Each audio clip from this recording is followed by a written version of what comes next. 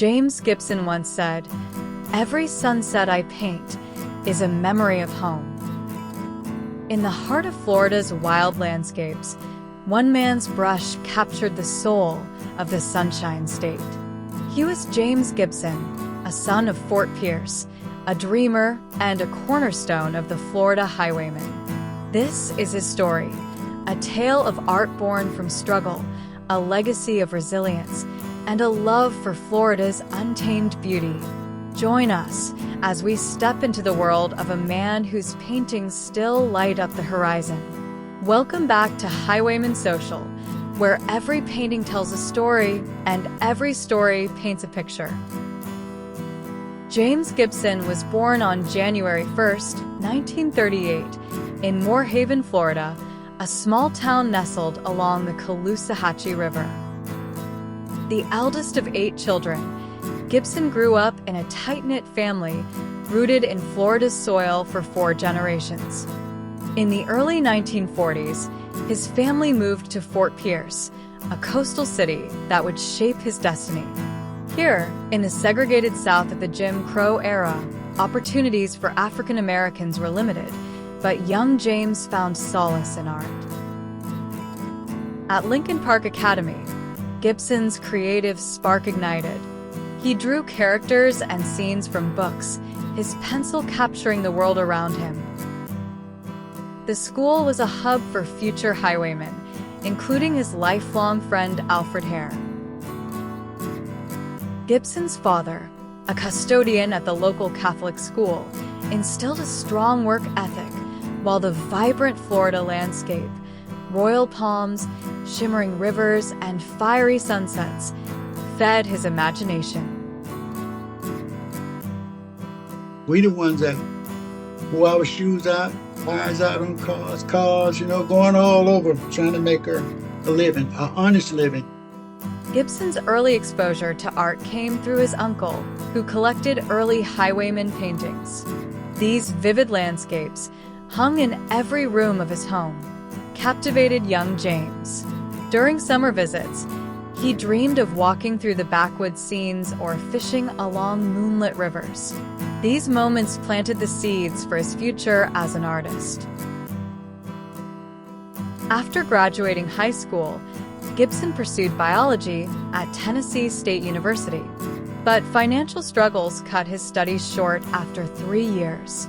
Returning to Fort Pierce, he reconnected with Alfred Hair, who had a bold new venture, painting landscapes to sell along Florida's highways.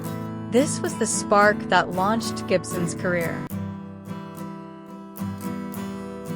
Back during that time when we first started, back in the 60s, the gallery wouldn't take our paintings. Everything I painted, I sold during that particular time, so I just had to take it to the people.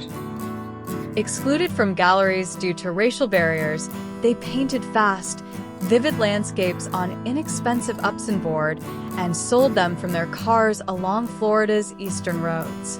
He didn't believe in taking his time on them. He said, "You'll take this time on when you get older.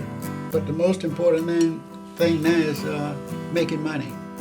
James Gibson was among the original 9, a core member alongside Alfred Hair, Harold Newton, and Mary Ann Carroll. Harold was really into art.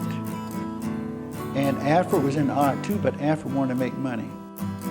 At 18, Gibson worked in Bacchus's studio, making frames and soaking up lessons. He honed his skills in the backyard of Hair's mother's house, painting alongside his peers. What set Gibson apart was his business savvy. Known for his sharp 3-piece suits and calm demeanor, he was the group's most charming salesman. I work all day long for $5 or $6, and I could paint a painting. During this time, I could paint a painting maybe about 35 or 40 minutes and sell it for $12. And just imagine if you paint 5, how much you would have that particular day. One legendary story captures Gibson's charisma. Stopped by a state trooper in the early 1960s, he didn't just talk his way out of trouble. He sold every painting in his trunk to the officer and his department. Gibson's mantra, "Respect people, don't give up, and put God first," guided his approach. He studied market trends, even calling carpet factories to learn popular colors, ensuring his paintings matched the decor tastes of tourists and locals alike. If a person wasn't interested, hey, there's no sense in me staying there. I got to make money. I go on to the next place. The Highwaymen's art was raw and real, often called motel art for its appeal to travelers. Gibson's early works featured bold, vibrant hues, orange skies, turquoise waters, and swaying palms, painted quickly to meet demand. He once painted 100 works in a single day to win a bet with Hair. This speed didn't sacrifice soul. His paintings captured Florida's wild, untamed spirit, offering a glimpse of a disappearing paradise. Alfred used to have a setup like this with the boards. This is a little more modern area now, but you still use your boards because you can do more than one painting at a time. You can wait until it's dry here, but you can tack another painting up on this side or that side. While that's drying, you could be working on another paint.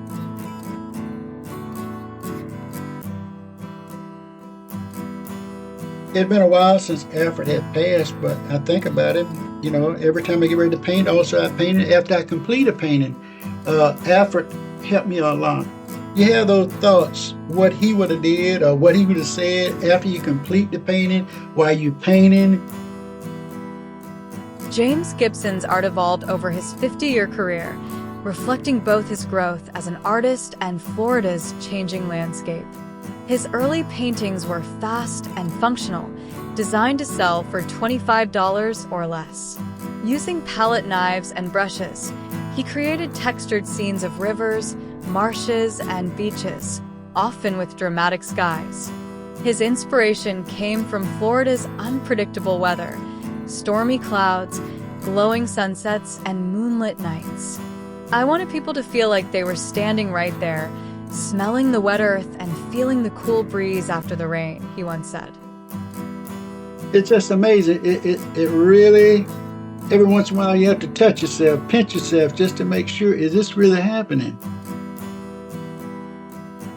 As the Highwaymen gained recognition in the 1990s, thanks to art historian Jim Fitch's naming of the group, Gibson's work took on new depth.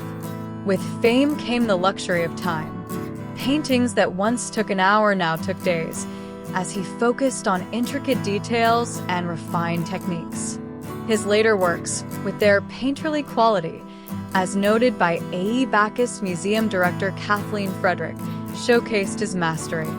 Moonlit palms, reflective waters, and textured foliage became his signatures, pulsing with life and emotion. In the 60s, the gallery wouldn't take our paintings. And now, in a gallery, I choose to take my paintings to they'll take it. James Gibson's legacy extends far beyond his estimated 10,000 paintings. Inducted into the Florida Artists Hall of Fame in 2004 and awarded the Florida Ambassador Art Award in 2005, he became a celebrated figure. His works hung in the White House, Florida Supreme Court, and even featured in Steven Spielberg's Catch Me If You Can. Collectors like former Governor Jeb Bush, singer Gladys Knight, and attorney Johnny Cochran sought his art, a testament to its universal appeal. James Gibson passed away on August 15, 2017. His paintings, vibrant, soulful, and timeless, capture the heart of Florida and the spirit of the Highwaymen.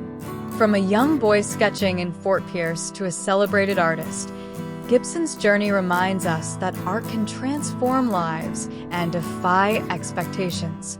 As we look at his landscapes, we're invited to stand in his world, feeling the breeze, chasing the sunset, and dreaming of a Florida that lives forever in his brushstrokes.